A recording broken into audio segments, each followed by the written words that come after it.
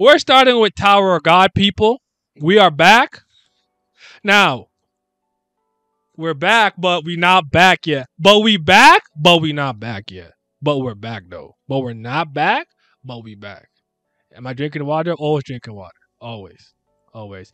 I need a bot hunter. You're probably right.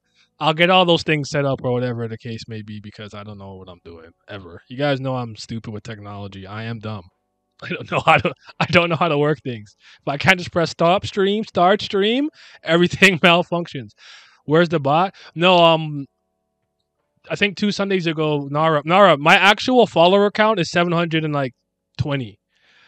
For some reason, one day I had like 2,033 followers. I said, "What just happened to my stream?" I got like a bunch of followers in like the span of 5 minutes. It was crazy. So yeah. Miles, you read it or no? Yeah. Okay. So then we can start discussion now. We got 22 people in here. I must have liked the video. That's not what I want to say. Say hi to YouTube. This will be on YouTube at some point. But okay. The first thing that I want to preface with before just to get it out of the way is I'm not angry. Because usually I feel like everyone's like kind of like, did he like it? Did he not like it? Like what's the actual verdict? I'm neutral. I'm not upset, but I'm not like, oh my god, it's the greatest thing I've ever seen. We're back, peak. It's just like, no, it's chapter. It was good. Like honestly, the comment that I got on Twitter, which was that it was a setup chapter. I'm very tired of saying it was a setup chapter, but that's pretty much what it was. I'm not mad at it. I really don't have any strong feelings, negatively or positively. How did you guys feel if you read it? What's up, East Blue? I just want to I don't know. I don't know. I just hate the phrase setup chapter. It just means absolutely nothing to me. That's kind of it's a nothing burger. I feel you. Yeah, like majority of chapters are set up by definition. Everybody has these broad terms of what they mean by it. Kind of means nothing. There's things I like, things I didn't like. I don't think it's bad by any means. One thing that just threw me off, the art just looks, it looks different. Some of the facial expressions when they were angled certain ways, I thought the eyes weren't perfectly proportioned. It was kind. I kind of know what you're understanding, but I hear what you're saying. But I didn't like. I don't know. I just let it go. I just feel like harping on it. Nayo Giddy. What's poppin'? What's poppin', chat? What's up, Miles? Hola. What's up? For me, there was just 2 interesting parts, and the rest was just whatever. Okay. That was the opening, like Zahard actually directly talking to Charmaray, which I always cool. That was cool. I always wanted to see Zahard interact with like his 2 biggest dick riders, which was Charmaray and fucking Ari Home. It's Ari Home, right? The Swords Master. Yeah. Those his 2 like most. At least Ari got his reason because he lost every time he challenged Zahard. And you keep challenging nigga, you ain't win that nan one time. And y'all been on all this shit. I'm like, you earn my respect for me to follow you at that point, whatever. But like, I was always curious about like. You said at least he got his ass beat. Yeah, he just didn't like, oh, I look at you as a god already. He was like, all right, nigga, I fought you like 10, 15 times. I ain't beat your ass not one time. I'm the GOAT swordsman. Can't nobody beat me like this, that, and the other. Then like, I can't beat you not one time. All right, you got it. Fuck it.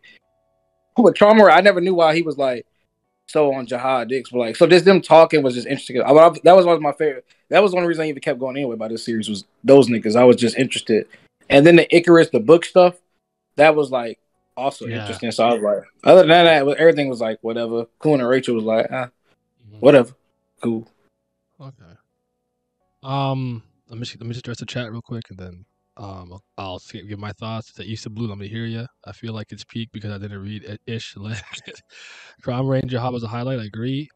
You know what? I will say though, initially when they were talking about Icarus and the 10 great families or whatever, for a second, for some reason, I thought Rachel wrote a story about what happened on the data floor. About blowing his heart up as Icarus. I said, you bastard. They're like, oh, that's crazy. Is this story like a historical retelling of the literal Great Pilgrimage? That's wild. So that's my initial thought was that she actually wrote this so couldn't have to basically tell a story about his heart getting blown up. I'm like, wow. But they couldn't get set up. it's weird. I'm gonna comment on the weirdness of it, but yes, like he you know, free the man them. Yeah, the chapter was a 6 out of 7 out of 10. Not bad. I'm loving having F.U.G back. Interaction was my favorite part of the chapter. Gustang. So I'll be reading the Raw Dog Diggity Dog. You know what? I don't think you may have not been here around the time when I was doing it. I used to do this before. So basically, I think it's a cosmic scan, which I think is just an alpha scan, low key. But I used to basically read them all in advance. The same way I do with Kubera for like Kubari and like Manga Decks or whatever. I read them ahead. I have these discussions way ahead of time, but then I put them on Patreon. If you don't catch it live, you got to wait until a chapter will officially come out through line webtoons, and I drop it that day. So I've been reading like the Raw Dog Diggity Dogs for a while. It's not something new I've been doing. So yes, I will be, and I'll always be caught up to the latest chapter. As far as I've seen, there's no other chapter that's done translation that's at least this level of quality yet. Until then, as soon as I got them, I'll read the next 5. I was surprised with how different Jehovah's with certain things at least appeared to be. Yeah. I'll talk on that too. So let's start with the beginning, right? And by the way, it's gonna be a little bit harder to like go through the chapter in the sense of like scrolling the panels down. The terms of services have changed with Webtoon and whatnot, so I'm not sure what I can and can't do 100% yet. I'm still waiting on a couple of things from Bonehead and the Otaku Figs because they're actually the Webtoon ambassadors. So yeah, you said so it was translated already. Yeah, if you go on my Discord, go to Tower of God, and you'll see a Cosmic Scans link, so you can read it there if you haven't read it yet. Now, and remember, I've only read the first chapter. Please don't talk about anything beyond that. Okay, let's talk about the beginning of the chapter. We retroactively went back in time before the whole conflict with the Nest even began to speak, and Traumare and the King of the Tower were actually having a conversation. I like that. That's interesting. I do get this inclination. There's like a weird inconsistency there. Like it didn't seem that he was acting on orders, but maybe he's just playing that up to not look like he's somebody's like, I guess, errand boy, so to speak. What you said earlier rings true to me in the sense that I'm like, when your power came through to the sword art arc, as Semi calls it, the hidden floor, you were like, didn't I body this kid already? And he immediately started to choke him like, get out of here. So you saying that when Trauma was like, I want to test him and I want to use him, and Zahard being like, all right, you know, do what you got to do, was interesting to me. But ultimately, I think it's because Traumare set that as his condition to start a war against the Pobadao family. So if he didn't capitulate, whether or not he agrees deep down inside about the decision, this was the only way to get Traumare to act in line with what he wanted. So I actually didn't find it nonsensical. What about you guys? All right, nice talk. Like, come on, man. I man. mean, I don't. It's one of those things of. Again, this is the age-old thing that we always keep saying of like, how much can you not care, and how well can you balance that line with these family heads? Because in some ways, Traumare already seems iffy on the way like he wants to like care, but also not being caring. The way I look at Zahard's specific instance with Bam is more of like, if he's in front, it's like an out of sight, out of mind thing. Like, if he's not in front of me, I really don't care. If he's in front of me, I'll just kill him because, like, why not? But, like, he's not, like, pressed or, like, worried about Bam. So it's like, if he's out about doing whatever, sure. But if, like, you step in my house, I'll just have to body you. That's kind of how I see it. Okay. And he definitely, so I think he favoring Traumare, it's like, yeah, just do whatever you want. I think when the data initially pulled up, it's not now because I think that was like a martial off guard. Now it's like, all right, that was a priority. I see, like, it's like I agree with Miles. It's like, if he step 2, then I'm gonna take care of that nigga because the plan was, all right, everybody go kill this nigga at the end of Hell Train, right? And then it's like, all right, can nobody kill this nigga? He all still doing shit. And now Jahad's like, all right, I got other shit I need to be doing too. Like, he not pressed, but he's like, all right, we going to war, Gustang. You heard Gustang's message. Everybody finna get into this shit. It's multiple things going on. So I think he just like letting. I think he doesn't feel truly threatened because it's like this. I'm pretty sure he's like, all right, that nigga is a threat eventually, but he still can't kill me. So if Traumare's things fails, then it's like, Traumare takes care of him. Basically, it's like he won't get to. It's like essentially it's like this. For all he knows, Bam fails the test, and Traumare's like, he's useless anyways. Yeah, exactly. So Yeah, it's like his thing is like he's alive. He's a threat if he were to make it there, but we know where he's at. He's in the palm of our hand at this point. So like he could be a threat if we let him grow, but like it's better. I can see you. I know where you at. What you doing? So it's I'm, like, all right, you and either you fail, you out. It's and to cool. be fair, if we're being honest too, like it's one of those things of like I think this is one of those times in which like I actually get the like villain's like perspective or antagonist perspective, whatever you want to classify Jahard as, because like even if Bam reached the tower, that wouldn't mean he's auto as strong as Jahard. Jahard is literally best friends with 10 other irregulars, and he's stronger than all of them. So he could also just be like, yeah, he's an irregular, but that doesn't mean he's going to be better than me. I'm the strongest irregular here, you know? Like the only other one is Urek. But like even that's like we don't know, you know. Mm-hmm. And it's like, if he it's like I said, I'm not threatened because Trauma Ray can literally fucking end your ass if he wanted to. Yeah. Because the way we see Bam moving and breaking the story doesn't phase these niggas because he's just another regular, but he ain't no different than them in their eyes. And let's say he does get stronger. Oh, go ahead. He still has his 10 allies, and it's not like he didn't fight V and his wife who are also irregulars, and he was fine. So it's like even if Bam pulled up with F.U.G as strong as Jahard or stronger, Jahard's also just like, well, then I'll just win with numbers, you know? Okay. So I get it.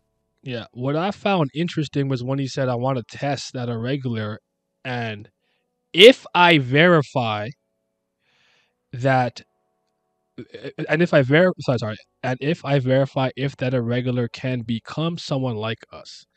And the reason that I found that line interesting was like, are they speaking from a place of experience in the sense that it's like they've seen and met irregulars that could not reach this level of this level of power, this level of status? Like Rachel is the only example that I have in my head that is somewhat like that, right? But she's this weird case that we're not entirely sure of yet, so let's put a pin in that for now. So I'm like, verify that he can become a regular like us. What does that mean? Just fall in line with our philosophy and ideals, or get to this tier of power and strength? And in addition to that, Jahad has at least had to have met two irregulars as strong, if not as powerful as him, in Enryu and Urek. Well, obviously you met Fanta pull up on him, so it's like he can't constantly just think and know he's the strongest thing out there just like that. Maybe it's his contracts with the towers and the things he has in place that gives him confidence he'll be okay. But I find that to be one of those weird arrogant stances to take, where like a Yomine will say, "Only I can beat me. I'm the GOAT. And I'm like, you played no one from America. Go to America and get your ass beat. Like, what, you talking nice? Like, because you're the nicest at Japan at the age of 16? Like, bro, go see the world. I have two pushbacks. Go ahead. In the case of Bam, to be fair, Enryu and Fanta were already as strong, if not stronger. Well, Fanta was stronger. Enryu seems maybe on the same tier or stronger when they first pulled in. I don't know about Enryu. Like, there was no Phantom Minimum could. I don't know that. Like, that's fair. Ultimately, you could say that's what you believe, but we don't know that. Phantom Minimum, yes, he's already that powerful. That's different. We don't know that. I don't know that, but you could be right. That's fair. Okay. Well, and again, we don't know the full Enryu thing as well, because like we don't know if Jahard could fight a guardian. He just can't kill one, so maybe he doesn't even. And he never met Enryu, so like he could still just be like, he's up there, but still just like, what is he? He didn't do anything. And so ultimately, he's ranked higher, though we know it's technically based off three things, but it's capped. So let me add to Miles' point, right? Mm-hmm. So in the case of the Phantom Minion thing, he may have like, we didn't know how strong when he awakened, whatever have you, but that's kind of like, it don't matter because he didn't make a name or matter until that point. So like the point in which he was to take note of is like, we might not know if he climbed the tower that he awoken or whatever have you. It's just like, all right, when he was deemed a threat, he was already like at that level, so to speak. It's like when it's like this nigga just came out of nowhere like a fucking shockwave. And that just like, all right, this nigga's already a threat. So it doesn't matter, like, because they wouldn't have, like I said, same thing. They wouldn't have known about the nigga. There's no, they're the family heads. They're dickheads. They're arrogant, egotistical. They don't care about nobody else but themselves or irregulars, as we have seen. Some of these niggas don't even care about their own child unless it's the first go around. Those are the second strongest niggas in the tower. The second, and that's like some of them still don't even care then. So it's just like it wasn't. So like at that point wasn't it was like it wasn't to take note or acknowledge that nigga's existence until it was like, oh, there's somebody up there with us. Because I feel like in this story, they could have ran into another irregular or heard about some people because they didn't. It was them. They were the main. The tender families were the main cast, but there were people that went along with them on that journey, so to speak. I wouldn't be surprised if somebody else like peeped in there. Loose was in Tower Habitat that traveled with them. Yeah. And then even kind of going with that, like it's one of those things of like they seem to have like some greater omnipresent knowing of things like when they first step in. So like I would be under the impression they probably knew when Inryu came in, maybe because when Bam came in, people knew an irregular stepped in through the door. Like Yuri came because he's like, oh, an irregular opened the fucking door. Let me go check that in. Like they knew Bam came in off rip. So this is like for like the unverified irregular thing. Like I maybe, but like I feel like more people would have claimed that other irregulars came. Like I don't know, like how like that would have been hidden per se. I mean, but I think status matters to that too because if they want to cover something up, they can, so to speak. There's a lot of dark secrets to this thing. If they wanted to like, all right, like imagine like an irregular went in with a mission, knowing where he's from, right? Like on Urik's type, be like, I know where I'm from, I know where the outside is from. But he didn't make it as far because he made it up there. But it was like, all right, you know what I'm saying? Because the statistics for the regulars, we don't have that many. Remember, we only got like 3 besides the Great Family has, right? So we got like besides Bam, this is like Yurik and I get Phantom Man, Enryu, well 3. Yurik Phantom Man is a different thing, but Enryu and like Yurik, it's like all right, one nigga popped out of nowhere, did the impossible, and disappeared again. Another nigga's a literal god. We don't know what he's really about. He pulled up, killed everybody in my tower, and like vanished again.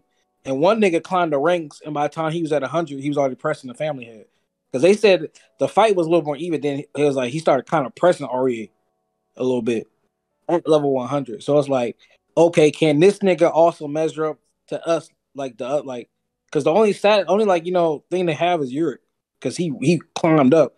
Other 2 just popped up out of nowhere. Fucking shut the entire world and dip. And they don't know what the fuck they like, all right, I feel like this we're harping on this for longer than we need to. My only point is that like it comes across to me as a bit of a weird statement only due to the fact that I'm like, do you have a reference pool of trash irregulars? Aren't they all very strong at some point? You know what I'm saying? Like where? So I just thought it was a weird thing to say. That's all. Like we need to go into it to this degree. But I hear you guys. I understand. We also see Zahard is in charge of Traumare. Traumare was extremely submissive to Zahard, seeking his acceptance. I didn't really take it that way, but I understand why you see it that way. He works under him for sure, and he accepts that he's the king of the tower. But it wasn't like, oh my god, please praise me and pet my head. He literally challenged him. First of all, he understands his will pretty well, and so he went like, hey. He's like, hey. You want me to start war with the Pobedal family? All right, but on one condition, and then he stated his condition, and Zahard is the one that allowed him to do that. Because I'm pretty sure that if he said no, then he would probably be like, then I'm not interested. I don't want to do that. Trifles. I'm gonna hug my knees and look at these dogs breed or whatever. So Zahard was nicer than I thought he was gonna be, to be honest. I was actually not entirely sure how he was going to take that. Like, in retrospect, in hindsight, I'm like, I guess ultimately what's more important right now was dealing with Gustang. So he'll suck that up. Because like I said, when we saw his power come to the hidden floor, he basically said, "Didn't I already kill you?" And I started choking him. It's like, get out again. Game over times 2. So, now I do find the idea of using him against Gustang interesting. And he did still call him his successor, which means he's still thinking about eventually stepping down. So that's interesting to think about. But yeah, he's like, he'll make him a thorn that will target Gustang and not you, referring to the thorn that was like the king. That was something that happened earlier. He said, that's my method. They said, okay, suit yourself. And do you have anything else you want to say about that? Or can we transition to the Leviathan and memories and nightmare stuff? Unless you guys have anything. That part was a pretty cool tweak about aiming it at Gustang. And not them because they're all immortal, but that's the last thing I have to say.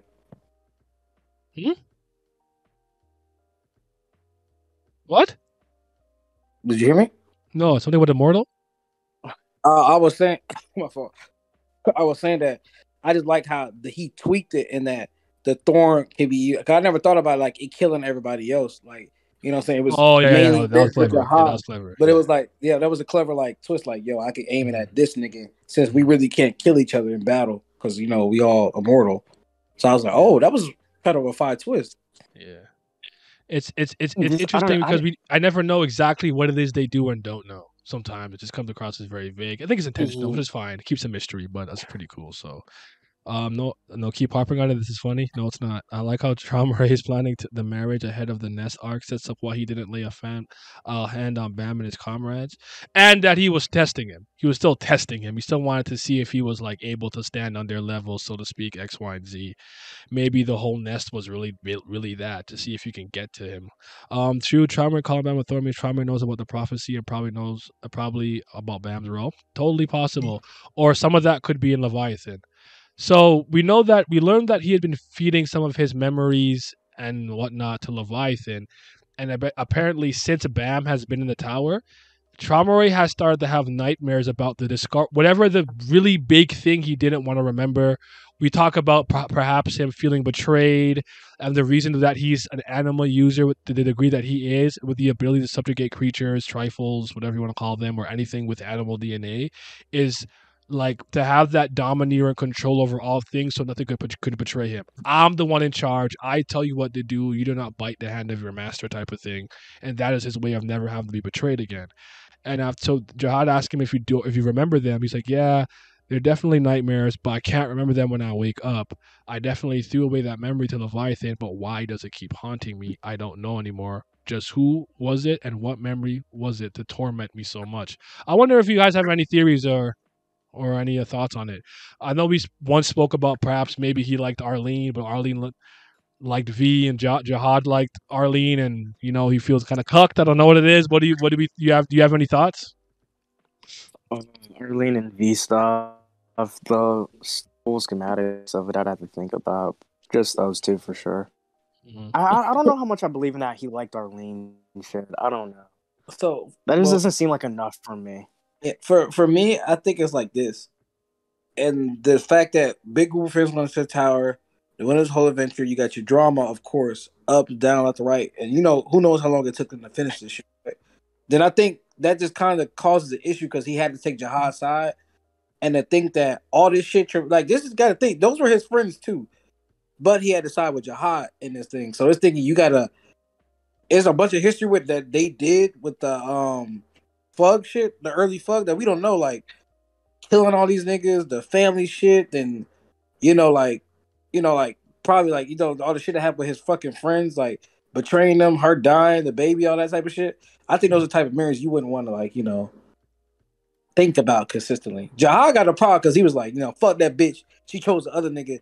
But him, I don't. He seems like a more calmer soul.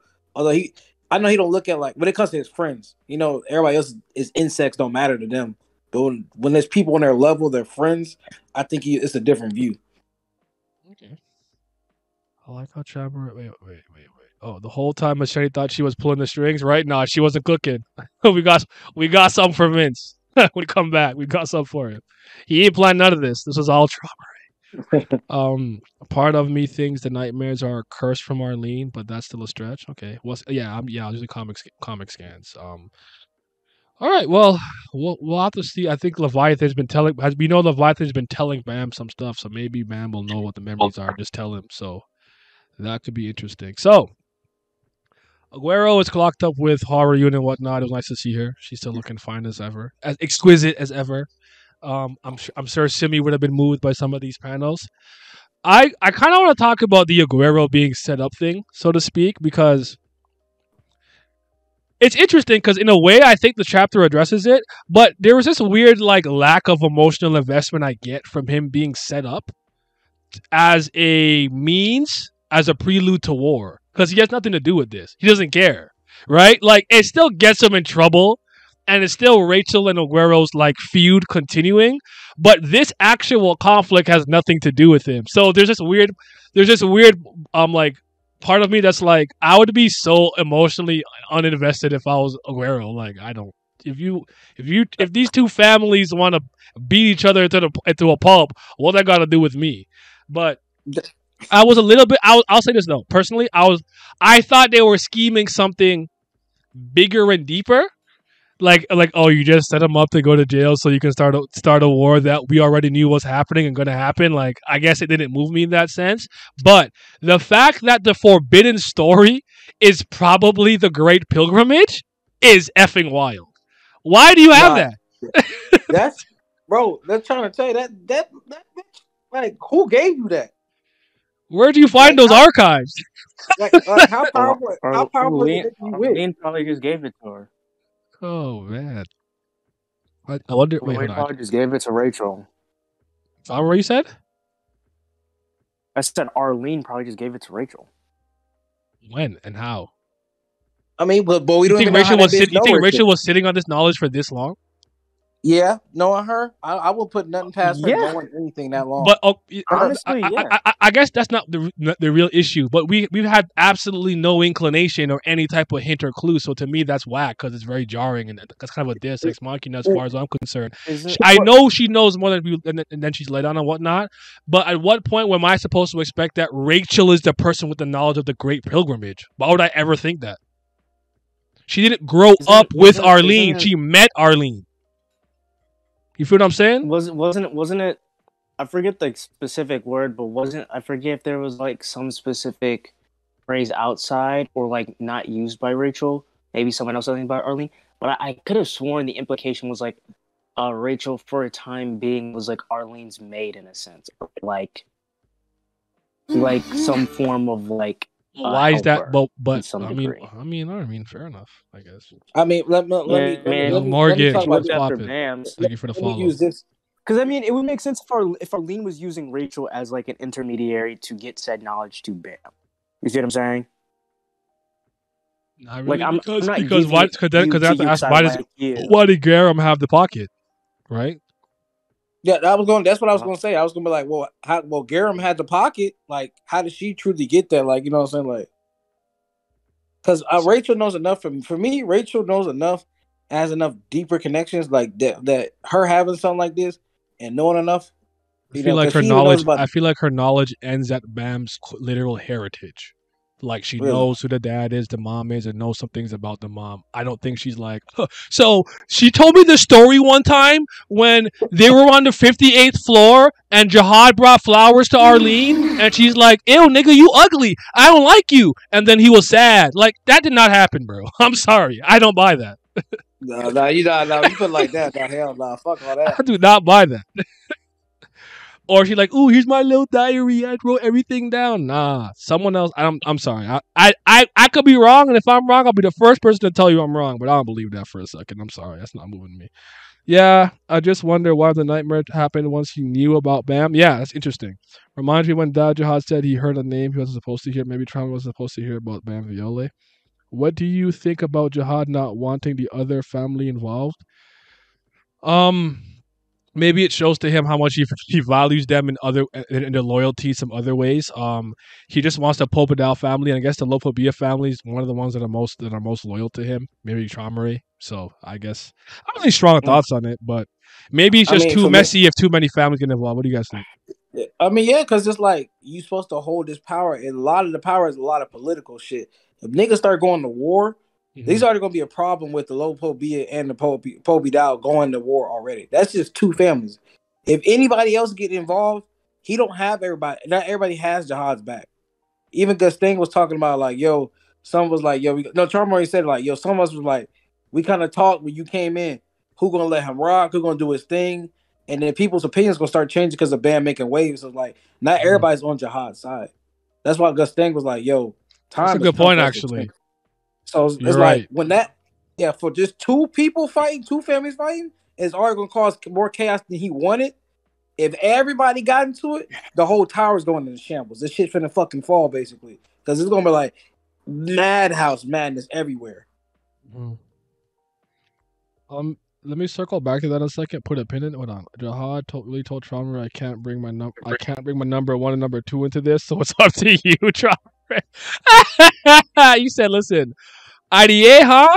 he is that dude. I'm sorry. I'm resting him for this game. I'm not starting him. That's funny. Um, I did find this little interaction with Aguero and Harvard Yun to be pretty interesting. I don't know if you guys thought it was.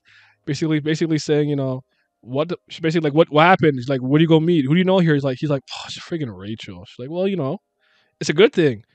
Once you're free, you want to be easy with you to deal with her. And he said, for some reason this time, I don't have a good feeling about it. I initially took that maybe in a sense that somehow she was strong enough to deal with him. I'm pretty sure that he knew that he was maybe being set up in some way, shape, or form. But what I think would be, what I thought was going to happen was that maybe he was going to think about how Bam would feel about it. So I was interested to see that, like, it seems like maybe at this point, if he has an opportunity to get her out the paint, he will do it, regardless of Bam's feeling. Did anyone else get that sentiment? Bro, he don't care about Bam shit no more. He done with that. He like, all right, bro, I'm over. I ain't listening. Like, you blew my heart up. It's cooked. He can't. I don't care if he's mad at me. She blew my heart up. I deserve this. Revenge is mine. Yo, fam, she gurks a man's heart. I need the machine. I feel like this is a weird thing, and for what she did to him, I don't know. I just feel like there's an overall just lack of like an actual like emotional like reaction on his part, whether that's anger or maybe even fear, because she did kind of kill him. But it's just like the way in which like he kind of, I don't know, it just kind of comes off weird. Like, this is the girl that ruined like your best friend's life and she blew up your heart, but like it's just like the nonchalantness of it. It's just like, it just feels weird. Yeah, you would think you'd have a more visceral reaction to somebody who did that to you, I suppose. That's why I guess I don't know. It is kind of strange, but I mean, ultimately, well, I wonder if Zahard really wants to kill Gustang or stop him from standing against him.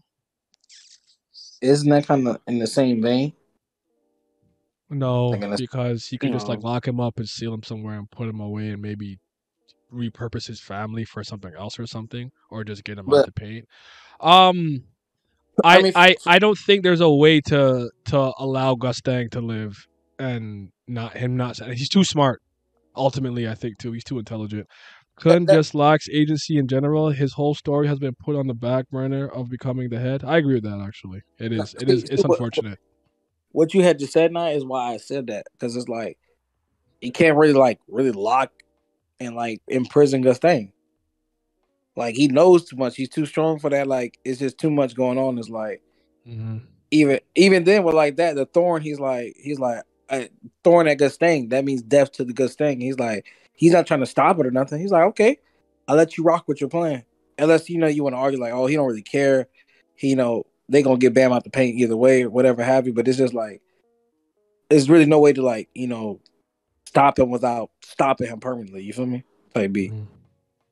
Or does Zahard's order to limit the Popinov family? Yes. I was asking a question because someone asked me if he really wants to kill him or mostly stop him from standing against him. Like, yo, fall back in line, like, type of thing. Like, we're at our most powerful when we're all kind of ideologically aligned. It's pretty surprising that they have. Hold on. It's pretty surprising that they have convinced the citizens to fight this war as a family head. I thought Gustang would have had unified control. I actually agree with that. Go ahead. I'm gonna come back to that. Go ahead. What are you gonna say, Miles? I was gonna say, to be fair, one, there's a distinction between the 10th grade family's family and themselves. You can still eliminate the family and still not include the family head in that. Because even in which the way they operate, it seems like they're two separate, like, family heads in and of themselves are like basically an organization of power that you have to like consider. Because even when they speak in conversation, there's always a distinction between the two. Like, even in this chapter, he said, I'm not sending Kun, I'm not sending REA, and I'm not sending either of their families. Because basically family heads are stronger than their entire family. So it's not like necessarily the same thing. What was I looking at? It's pretty surprising they have to convince citizens to fight this war. Yeah, I thought I like, in my head, it's like everybody is like absolutely supposed to just revere and listen to the family head. So if he's like, hey, what? After Lopobia, they're like, all right, we fighting, I guess. Like, like to see like it's something I wish I was honestly like not. I'm not gonna go there. I wish I would see this more in real life. Like, there's not enough anti-war propaganda in our real life right now with what's happening. Like, I'm at least happy to see there's some people spray painting like, yo, I'm not going to war for this. Like, for your personal interests, I ain't dying for this, yo. Yeah, like, yo, stand against it. I like that. I think these scams may be a little wonky because then that unless SIU kind of forgot the story. Coon and him are not good on the outside right now. Coon and Zahard are not cool. Like Zahard said that out of his mouth. He's like, "Oh, me and you ain't really cool on the outside, huh?" Mm-hmm. And then Coon looked at him like, "Yeah, you know." And I was like, "Oh." And then I remember that was around that time of discussion. It was talking about like who. That's when we really started talking about because remember we all thought everybody was on cool with each other, the family heads, but for the most part, or they was all still under Zahard. And then that's when we started seeing more shit go down, like with Gustang and more people being like, okay, everybody may not be as cool with Jihad as we had seen originally. Because at first it seemed like everybody was copacetic, and then Gustang was making more and more moves. And then he was like, Gustang, that damn stingray. And then he said, cool, me and this nigga not really cool on the outside. We not really like, you Yeah, like. but he did say like that being said, the Kun, REA, and their family influences are too great for them to get involved, which could mean something in terms of what they mean to the tower from a military might standpoint, political standpoint, or whatever. Maybe the Lopobia family doesn't have that level of cachet. Not that to say they're unimportant, but what they're, I guess you could say maybe their role in the tower is not, it's okay if they get into a war or conflict. It wasn't necessarily me saying, oh, Put is my best friend. If I call Edouard, he's going to come fight war for me. It could just be one of those things where it's like, it's business. It's just business. Like if they're ideologically aligned on something, it's not like we're doing this because we're friends. We're doing this because it's just business as usual. Does that make sense? But yeah, but that's my thing too. That's why I'm looking at it too, because I'm like, in that sense, it's like, because remember we was talking about like, okay, Bam might get some of these niggas on his side, right? And everyone was talking about something, talking about me on the outside, talk to me on the outside, and I was like, okay, that might be me, and like, there might be one of the family heads that's on his side, especially at Jahad said what he said.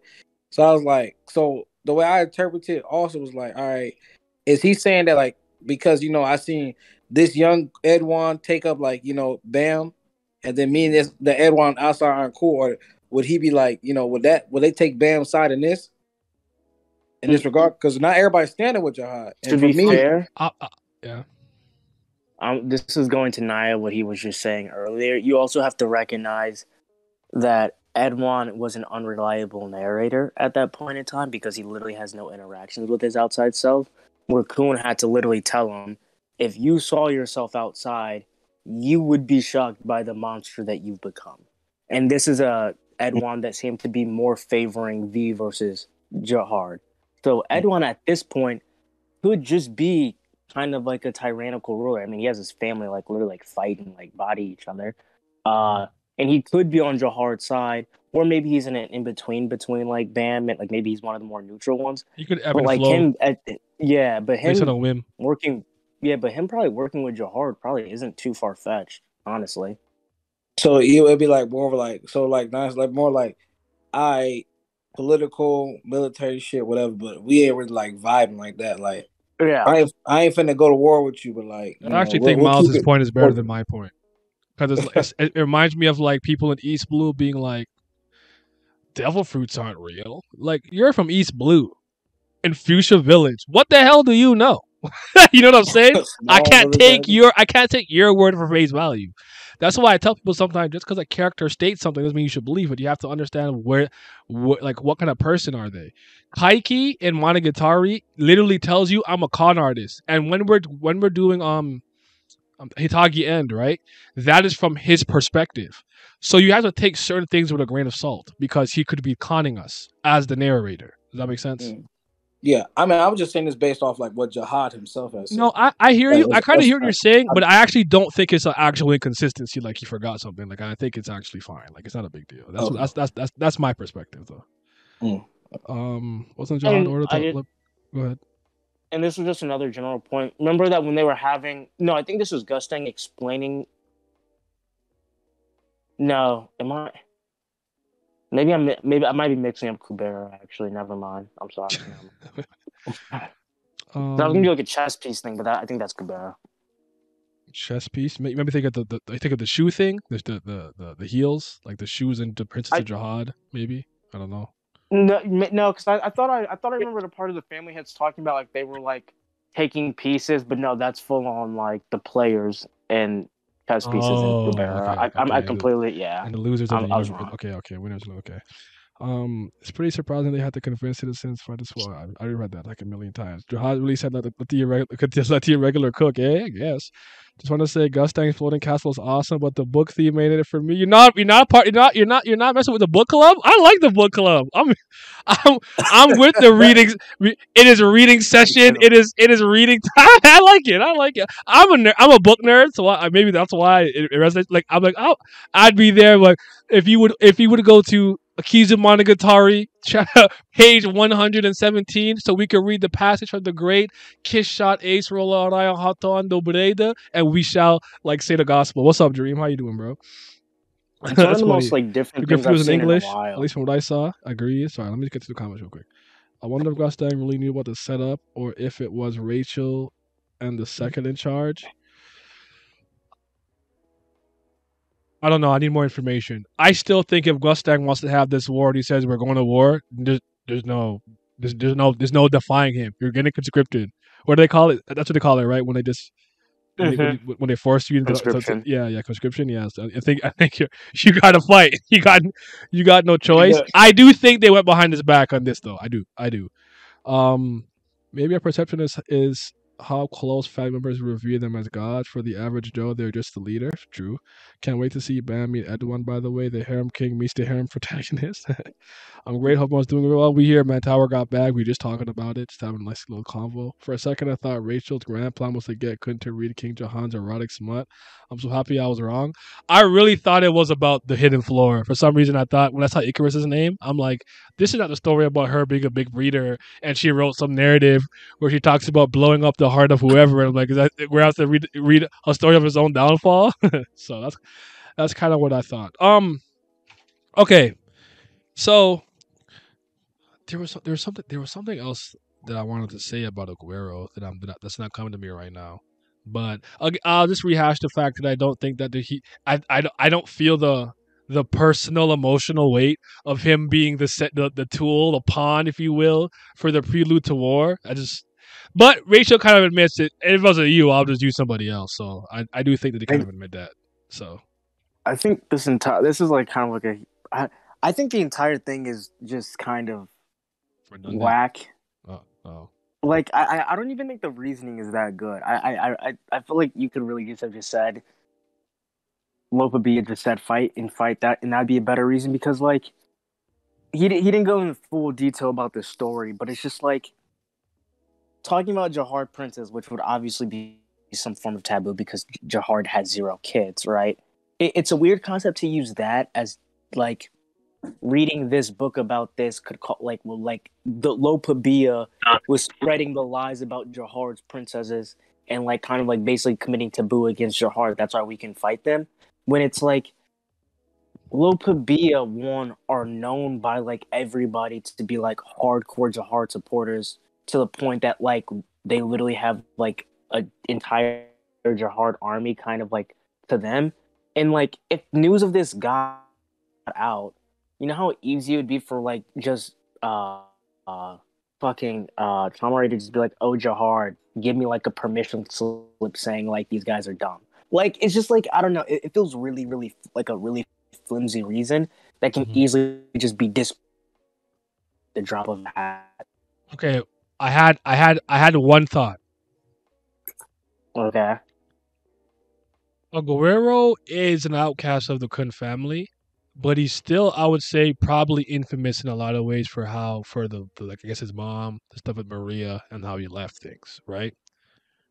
Okay. What if Edouard somehow gets involved because maybe he's used as like he was sent by the Lopobia to and he's just like, wait, what? And then he gets involved somehow. Do you think this is some weird way to get Edouard somehow involved, even if he's not him literally?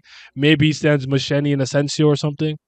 That was like the only other like slight thought that I had in my head. I don't know though. I think that's a reach in my opinion though. I think I'm reaching. I guess the question I would have to ask is, like who do you think Edwan would be mad at then? Do you think he'd be mad at like, oh, Lopabia tried to frame like a kid of me in there for myself, so I'm gonna fight these guys? I'm gonna fight Lopabia? Or do you think like he's gonna be like, nah, Pobadao is the one that like did all this and started, and he'll fight them? I guess maybe the wild card would just be good in general to have. Maybe.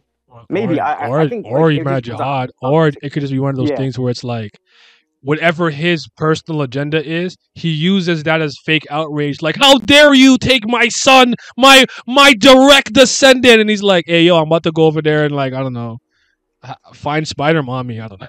I can't think of a good reason off the top of my head, but like maybe he has his own agenda. I guess is what I thought.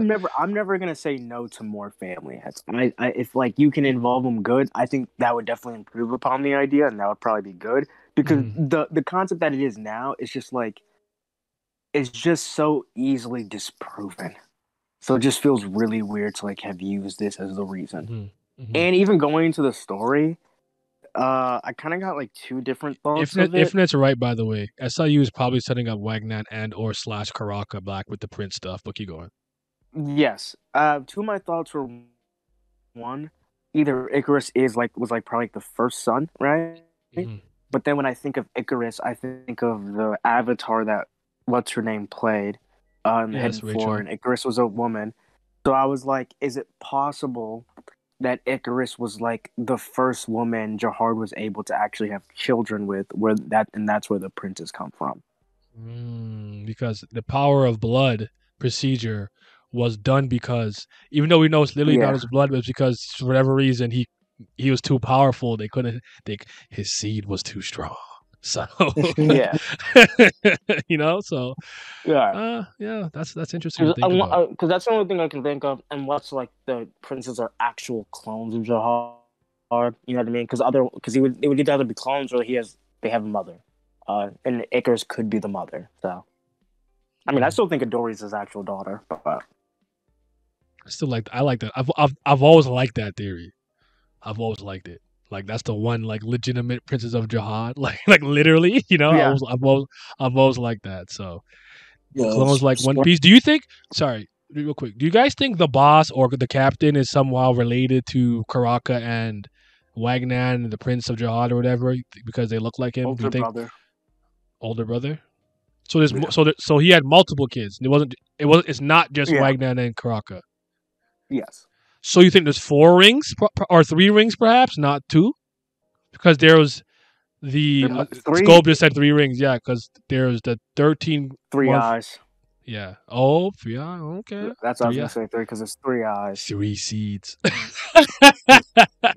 They're not eyes. So that would make a lot of sense. It's seaman, because I'm a man from the sea. The clothes was like 1 piece, 3 rings. I wonder if the boss first saw the Kun family getting involved and they sent Kun to the Pobadao.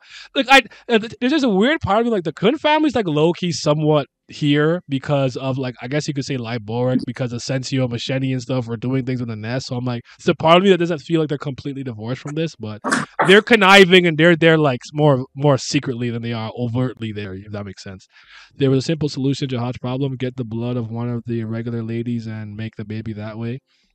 You think like Arazia or like urine, but urine and Arihan, you know, they're like a thing, and Gustang and Eurasia was a thing. He wanted Arlene. Arlene said, I want that VD. That VD is what I need. The seed. I don't think his seed is that strong. I think it's a lie. I think the only women he was willing to have a child was Arlene. That's interesting. I would be okay with that. That's not something I need to be a literal thing. But I don't remember. The only reason isn't Gus Dang the one who said that though, or came up with it? Like, why would he say that? But maybe I'm misremembering that. I'll have to revisit that. But you know, it could. I do think there's a lot of things that we know. Like, I really do. Why I think it's hilarious to clown V for this. I'm like pretty sure V didn't just body himself because Arlene went crazy. But it is funny when you think about it though. Like, what was he really doing with his life? He's so unserious. This story about Jihad being too strong, have children is so stupid. I don't think so. Like I think that's relatively true. I think there are some exceptions. I think it was like one of those things like it happened for so long, and like a few exceptions came out, and they just still hit up that truth, so everybody still thinks that's the case. Because Zahard is still strong, and it seems like he has a red demon in him. So like it depends on like what the fuck he has in his body, and maybe like normal people just can't handle it because of like genetics or some shit. Like we don't like it's one of those things of like I don't think it's dumb like in a story of like Tower of God where we see like the weirdest shit ever. Like I don't He's think that probably like that's different crazy. in a sense because even like I don't recall Bam free and like it's one of those things where like I can come up with a rationalization in my head for the reasoning behind this. But remember when he first sees Dal Jihad, he freaks out. He He's sees like, that yeah, what the? he sees He's like, that you see the demon in me. that doesn't happen when he sees Kunadwan though. You see what I'm saying? Mhm. Now you can argue that he's already seen Dal Jihad, so like, and so the one's not gonna, so. But I don't know. But yeah, what about this? What to say? Oh, all right. Let me get your guys' thoughts on what you thought about Rachel's involvement in this and Rachel's like as far as this chapters go. How did you feel about Rachel? Because I always think Tower God's at his best when Rachel's involved and she's scheming, she's being conniving, she's being underhanded, she's coming up with all these machinations and whatever these plans and whatnot. This has to be one of my most like disappointing things she's done. Like, first of all, does it really feel like she's doing this? She just like here. She's like, oh, like the war's happening, so I'm gonna just use you as a frame you because I don't like you. By the way, where's Bam? Oh, anyways, declare war. Like you're like, why do you care about the war? Like I'm a little disappointed with Rachel's involvement right now. It's not moving me like how it usually does. I'm a little unmoved. How are you guys I feeling need about more. it? Need Yeah. more. I hope she's planning something crazy to like F everyone over. I'm a move is just like with the coon shit. It's just I don't feel phased. It's just I meant to say that earlier too. The same way we felt like, oh my gosh, coon don't feel like it really mattered. That's why coon just being like, oh well, it is what it is. I'm not trying to make a big deal. I just didn't hit. I don't know if it was supposed to hit or not, but the way coon reaction was, I was like, yeah, I'm not feeling it either, Chief. Because like, and Rachel, she just felt. I don't know if it's just I'm not invested or what. It just like. But I was always more invested in everybody else than the Bam shit. It was also like it should be a little bit more intriguing, but it's just like okay, it don't feel like Rachel in the back or him or Coon finna plan something at her. It don't really feel like they going cat and mouse or tit for tat. She neat like it's one of those things of like where Rachel's main literal ability is being cunning, right? And now that she's been in an area of one of the strongest factions in the tower, the faction that prizes intelligence the most, I would expect some level of like tactics, general knowledge, like all these things, and like even like new like tools and shit should just be greatly enhanced. Well, So fair. Like I'm hoping for like more. Like I'm hoping for a lot more. And she still has the wishes. So I'm about to get into that because the trash bring it up. The story about Jihad being too strong to have children is so stupid. If Arya Han able to have children, then Jihad should be able to have children. Jihad not that much stronger than Arya Han. I mean, I guess it depends on who you ask.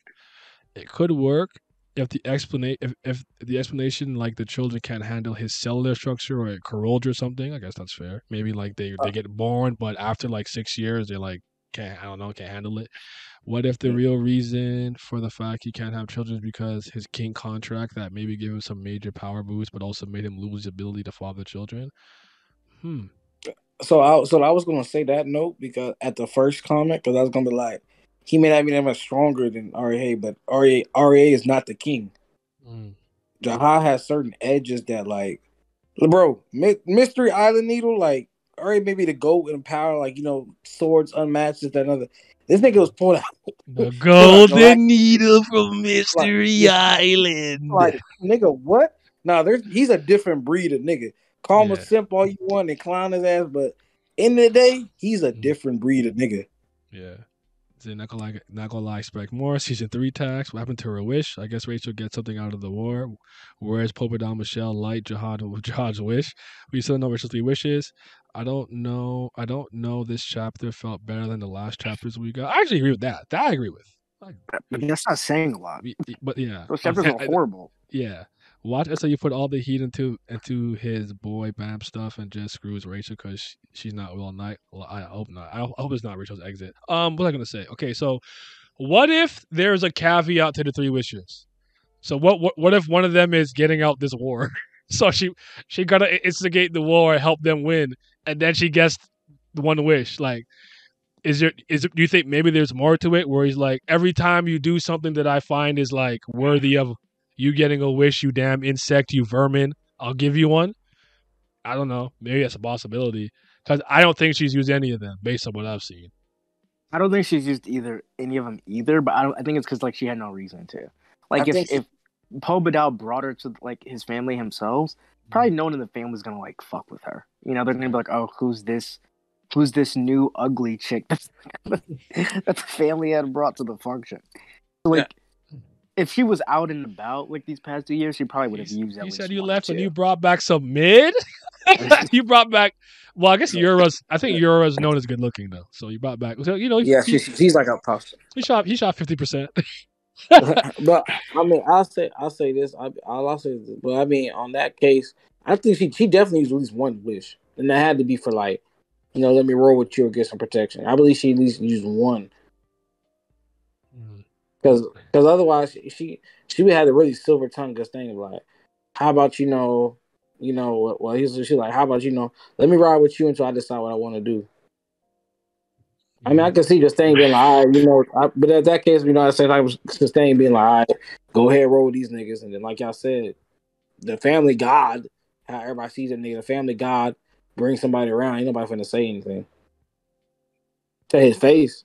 Not do what he say. They may have their opinions, but they ain't gonna speak up to that nigga. All right. I mean, okay, so the last thing I have to ask you about this chapter specifically is about you guys' thoughts on how Aguero's being kind of presented here. Are you still upset? Like, Aguero is one of those characters where I'm like, it's weird to look at him sometimes because he seems like a shell of what he used to be. And like someone said earlier, he doesn't have his own personal agency anymore. He's completely lost it. But he still has his moments of intelligence and like little like snarky remarks that I think is reminiscent of old Aguero, so I don't get too upset about it. But what do you guys think before I ask like the general question I want to ask about Traore? You like it? You don't like it? You're indifferent? Used to it now? It's whatever. I need more.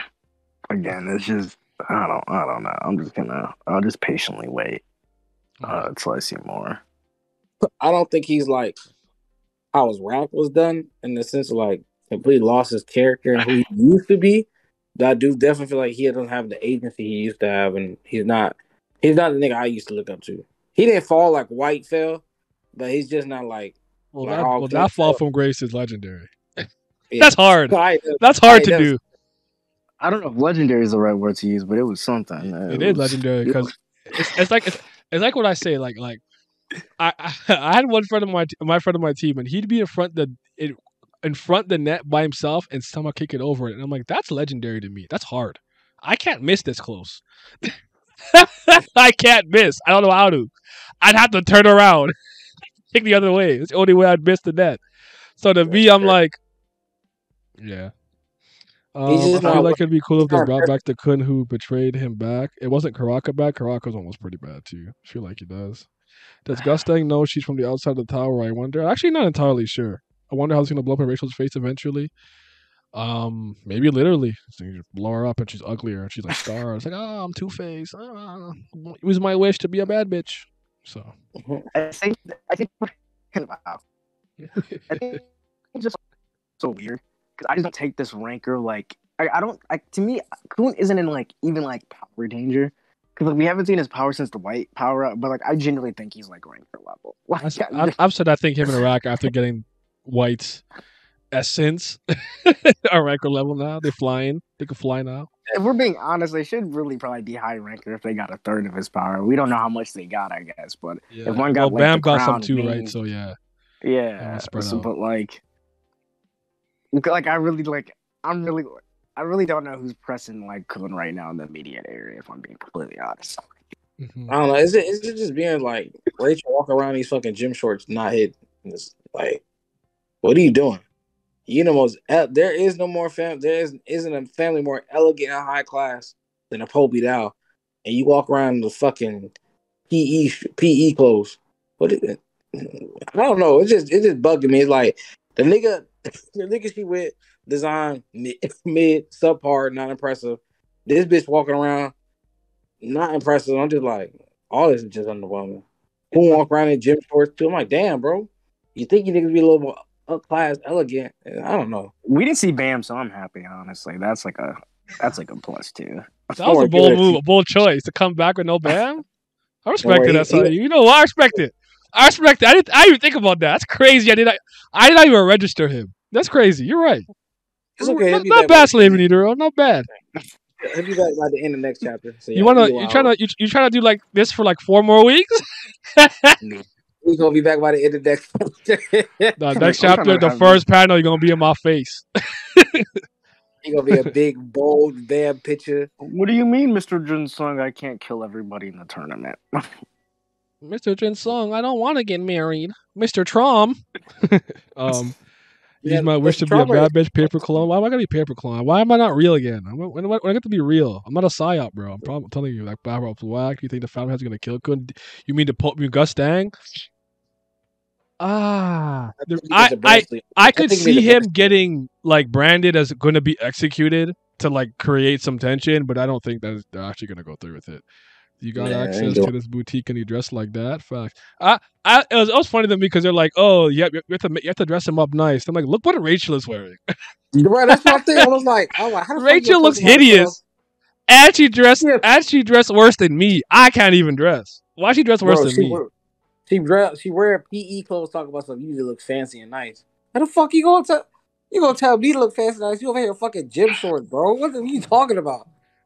She out there looking like she smells. What? How can a C rank do this? Yes, the classic line. What? So Traumaray wants to test Bam and get Bam to be part of the Gustang family is crazy. I mean, part of the Lofa BF family, so he could use him against Gustang and whatnot.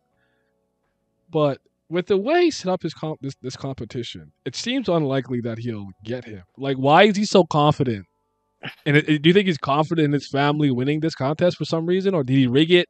Is it in his favor? Whether they win, lose or not, doesn't care. He's just gonna take Bab anyways. Like, what are you thinking? Like, I'm like, because I gotta wonder, like, if I needed him for a war, I'm not doing this because it's like the reason why I hate that Jin Sung part where he's like, well, you gotta. Even as a family head, and he's like, all right, I'll hold a contest. And I'm like, bro, why? What is this? This is silly to me. I don't know. And the Ha family still hasn't moved over Yuri or Jin Sung. Well, they don't. Well, we already established they never cared about Ha Jin Sung like that. Not even F.U.G. F.U.G. said he got captured. That's crazy. They went back to their daily life. They said niggas get captured every day. B and went back to their life. That's one of the craziest things ever. Like this is Jin Sung, the guy Slayers are afraid of. Yeah, let's just let like one of our strongest dudes just be one who trains in martial arts. I guess we'll just find another martial arts teacher. We'll go to the battlefield and find the ranker who taught Bam the zero technique. Man, what the fuck, man? Nigga, one of the strongest niggas out there. He's a fusion of he's literally like a second. He's like what? He's a second generation born nigga because he's born from one of the twins. That was a fusion of fucking Ha and the other ones. Ari. So, yeah, I was getting motherfuckers. I was just like whichever one it is, but I'm like the fusion, second generation, old class, one of the oldest niggas around. Strongest when your top hitters, you just gonna be like, all right, bro, I'll see you later. Y'all don't got that many niggas be doing that. Like, I don't know.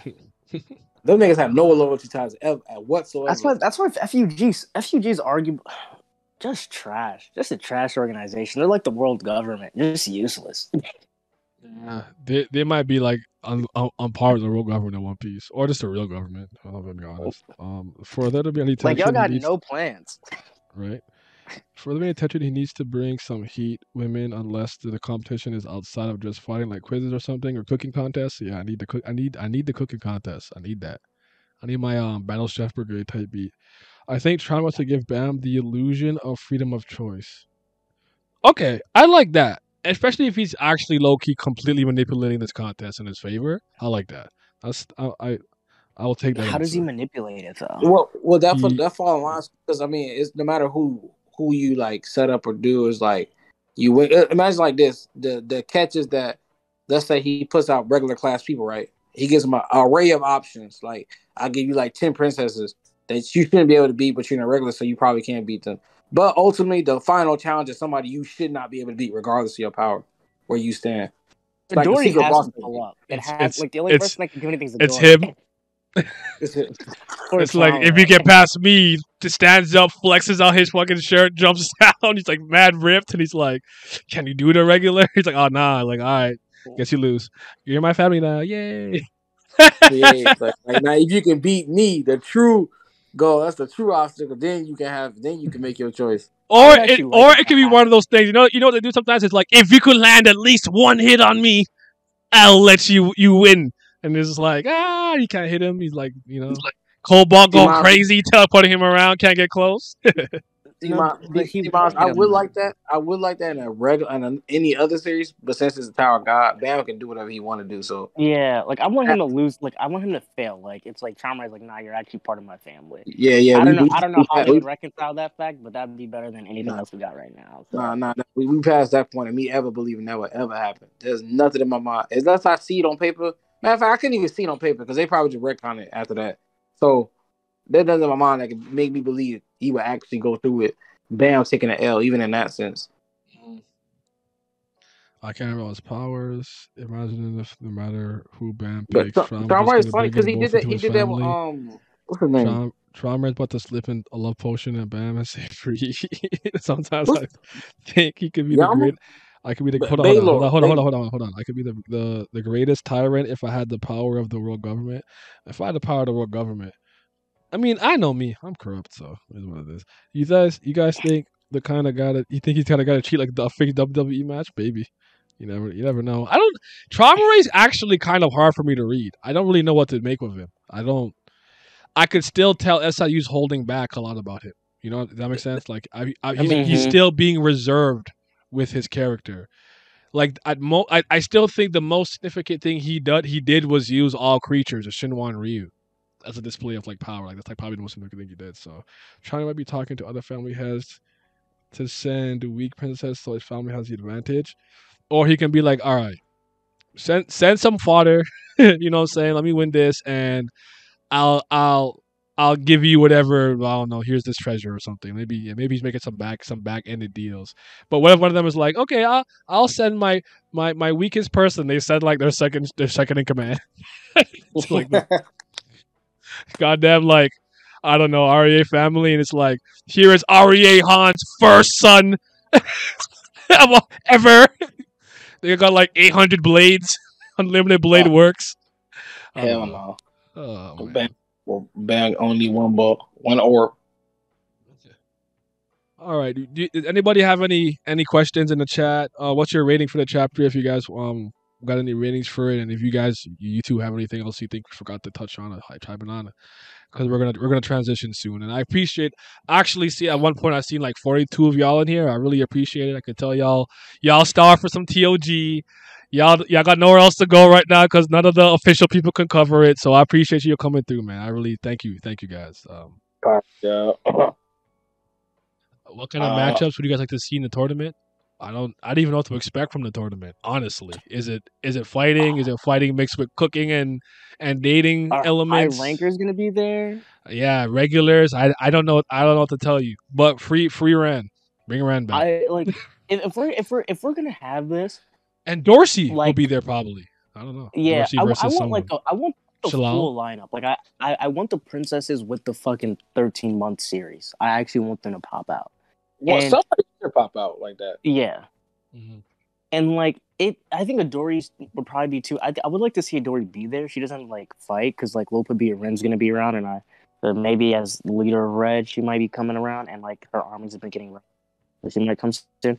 But honestly, if Bam even just fights White's sister and like loses to her, I would be happy with that because I think that's like probably like the closest person to Bam that's not like OD, like that. She's what 36th, so she could baby beat Bam still. I don't know. Is that You usually know? And that L word and bam, and now it sounds too hot to me, Playboy. Oh, oh no, man. I don't. Listen, I'm as the biggest Bam lover and believer. He don't lose. I don't believe in his losing. In him losing. that's out the He's the window. GOAT. So my last comment on the trauma is like it's like you said. I agree. He's still reserved. Haven't seen him actually ever get out of pocket, out of character, like turn up. Thank you, not Big one. Yogurt, for the follow. Haven't seen him turn up not one now once, not actually turn up now one time or get slightly out of pocket. So it's just like he's laid back. What's he really thinking? How's he really moving? And it's really just the concept of ranks in this series is actually crazy because it's just like you got 130 floors, each like as big as like America for like the middle floor, and then there's other areas, and you got like literally like out of all these trillions of dudes, the top 100, and we're in season 3, and Bam beat a guy. I ain't gonna tell you. Yeah, I got that. Oh, do we now? Bam. Bro, that shit's crazy. All you can say, do huh? we now? Bro, this is insane. Are you happy in the direction that he was going, or do you think that he still has a long way to go to restore my faith? Well, to restore my faith, yes, he's got to do some heavy lifting. As far as where the story is going right now, I think there's potential for this arc to be good. I actually don't have enough information to make any grand statement in any direction. I'm just gonna. It's one of those things. I'm just gonna wait and see. I'm not gonna be like, oh, it's gonna be trash. Oh, it's gonna be great. It's like I'll just take what I get and then I'll judge it as it comes. I'm not entirely sure yet. Because when this arc was kind of being set up, I was very interested in it until Bam got involved automatically. When I'm like, now I feel like it's gonna be a little wonky, but I still don't know exactly how it's gonna work. So I think by like the latest chapter that's out currently right now, I'll have a kind of general feeling on where we're going. And if like Cosmic Scan drops this on like Wednesday or something, or like on Thursday, I will try to get it done as quickly as possible. But my birthday is on Friday. I ain't working on Friday, so or the weekend. So I might have to wait till Monday. So you guys know. Not said as long as Bam is a certified 10 out of 10. So exactly, he's the GOAT. You know what I'm saying? And SIU is like decently good at salvaging things. That sounds weird because he's the one that puts it in the bad positions to begin with.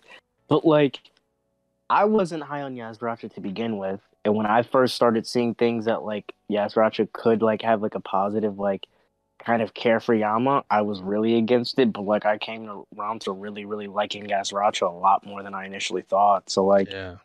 And we got saved with that arc with the Traumaray family stuff coming in. So like, he could salvage stuff for sure. But like, can we just start off strong? Can we just do that? It's like you said, Miles. Oh no, it's like you said, Miles.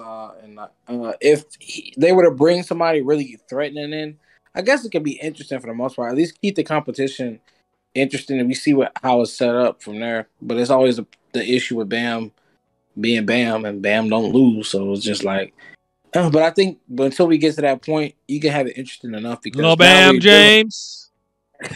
Now we're dealing with families deep into the political stuff, and there's a war brewing too. So it's like, on top of that, there's a war too. So I think we'll be seeing little pieces of build up for the war on the side. I think that's what can really keep this like interesting because we'll be seeing like. All right.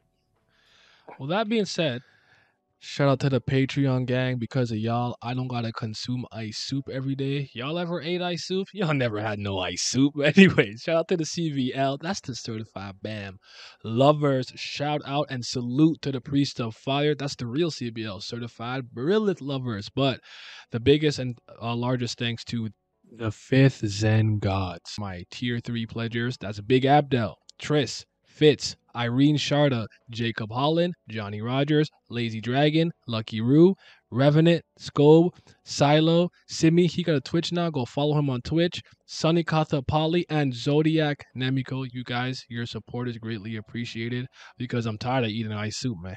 I'm tired of it.